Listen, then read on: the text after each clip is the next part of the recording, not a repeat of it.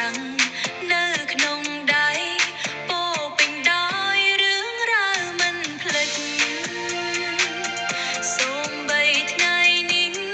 យើងបែកគ្នាតែចិត្តនៅតែភ្ជាប់គ្នាជាណាអង្គការភពអូស្ត្រាលីស្នេហា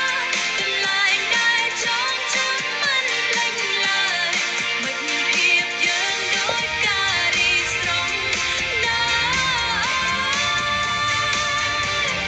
នៅក្នុងចិត្តខ្ញុំជានិច្ចអង្គការ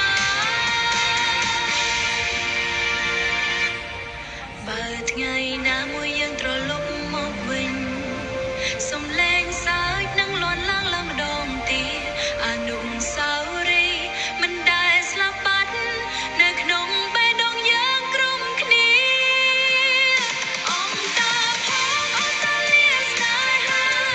ជាកន្លែងនៃក្តីស្រមៃទោះបីឆ្ងាយយ៉ាងណាក៏ដោយសាលានេះនៅក្នុងចិត្តខ្ញុំជា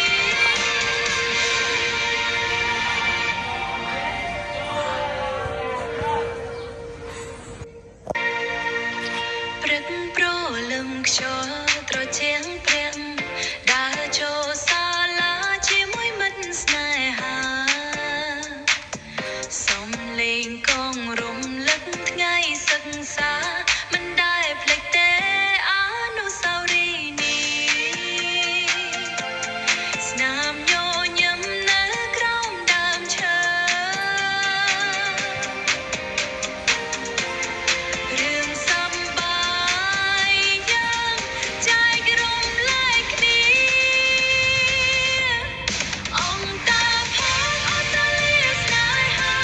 កន្លែងដែលចងចាំមិនភ្លេចឡើយមិត្តភាពយើងដូចការរីស្រង់នៅក្នុងចិត្តខ្ញុំជានិច្ចអង្គការពេលវេលាឆ្លងកាត់យ៉ាងលឿនយើងធំឡើងតាមសុបិននៃជីវិតសៀវភៅចៅចាំង